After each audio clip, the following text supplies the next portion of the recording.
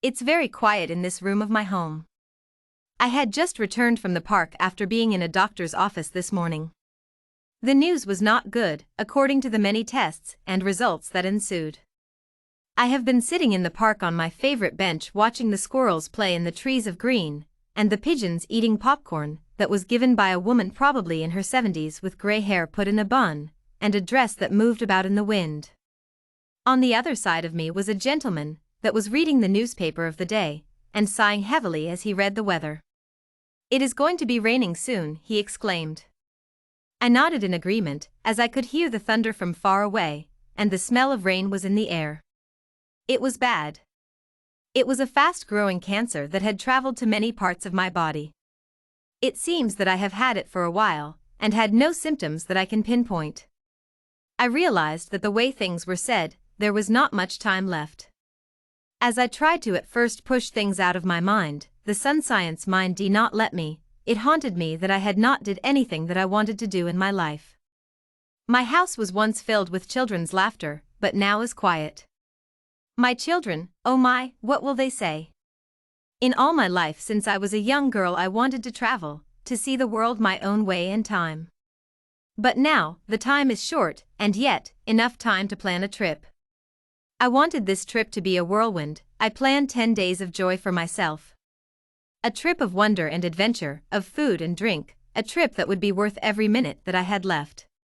I was meeting with the travel agent this morning, and was so nervous I could hardly sleep the night before. I was drinking my coffee and realized that I had not yet dressed, that time had gotten away from me.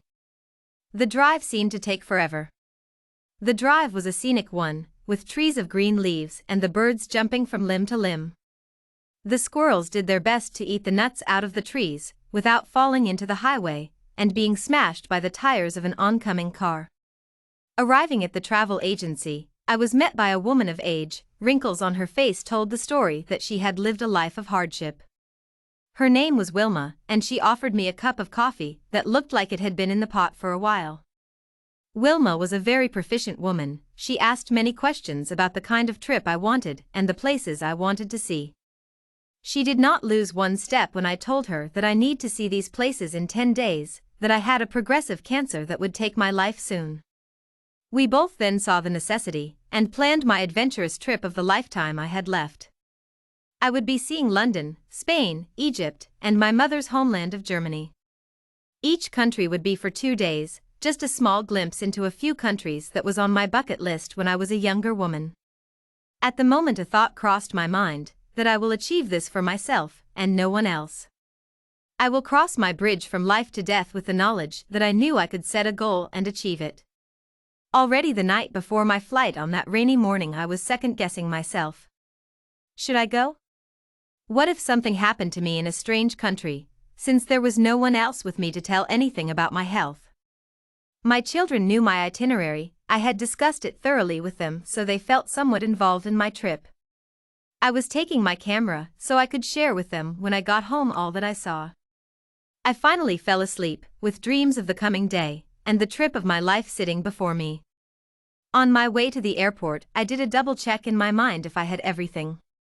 My passport in my pocket, my tickets in my purse with money for the first sight, Spain. I also remembered a book of translations for each of my destinations. I wanted to at least be somewhat not a total tourist. I approached the airport entrance with anxiety and apprehension. I still had thoughts of am I doing the right thing at this point of my life? Well, now it was too late to stop now. And as I approached the ramp to my plane, I walked tall with my head held high, a spring in my step, and a belief that I was at last on my way. First stop was Spain. It was colorful, mysterious, and the food was delicious. There was plenty of small shops filled with trinkets for the tourists. I ate in restaurants that made tamales and tacos and rice. I loved the food and the drinks as well. I found margaritas to be wonderful. I spent a lot of time in the main marketplace picking up souvenirs for my family and friends. I thought at first I wanted to see the famous bullfighting, but decided against it. I think my death was enough. I did not think that a death of a bull, a live animal, would enhance my trip. The hotel was also wonderful. A big bed, a fluffy comforter, and a feather pillow was on the bed. All amenities were there, even a fruit basket from Wilma, my travel agent. How nice of her to do that. The bathroom was huge, with a sunken bathtub. I literally took advantage of that, with the bath salts and also the fluffy towels that hung by the tub. Pure ecstasy. By the time I was out of the tub, I was ready to sleep. The morning of leaving Spain, the drive to the airport was spectacular. Olive groves and vineyards dotted the sides of the road. There was a few small towns. It was a very simple life here, a life I wish I had more time to investigate. My flight to Paris was a bumpy one. Turbulence was to the point that it shook my whole body. I was surprised that I had the energy to be able to disembark the plane. I felt like a mixed drink, shaken not stirred. But since I had just a small amount of time, I wanted to see as much as I could fit in. My cab took me past the Eiffel Tower, with all its majesty and magnificence. My mind was impressed with its architecture that was strong, beautiful, and made me dizzy to look up at. Again, the hotel room was splendid. It was as nice as in Spain, but the view was worth looking at through the window. I sat in awe, it was truly beautiful. The only sight I saw was the Notre Dame Cathedral, and it did not disappoint me. The stained glass windows just lit up with the incoming sunshine. It was awe-inspiring to see such a unique building. The shops and the small cafes was just wonderful, the food was delightful. The food and the wine was delicious. I loved every mouthful. The restaurant I was in, I left early. I was in my room earlier than I wanted to be because I was just totally exhausted. I thought it through. I needed to cancel the next 2 stops of London and Egypt, stay for those days here to recover for the last of my trip. The next morning I called Wilma, and she did everything for me. She is a wonderful woman. The hotel I was in was more than considerate to my situation, and made sure I was comfortable and cozy for those 4 days I needed.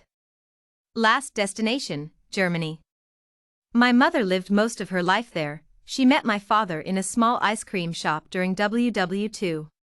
I was excited when we landed at the airport, so excited that I wanted to see where they had met, where they were married, and if I had any relations still living there. To my surprise, the home was still there wedged in between other houses. It was no longer livable, but I could feel that it was a good home, filled at one time with children learning how to knit and crochet and sew. I could see my mom there darning a sock, imagine that. The ice cream place was turned into a restaurant filled with tables filled with many things, meats and wursts, canned meats, and many kinds of beers. When we were younger, we used to have what my mother called German riders. That was a piece of boiled potato, wurst, then a slater of French onion dip on it. That is what I liked the most on hot summer days. Memories like these never die. I did get a glimpse of the church where my mother and father were married.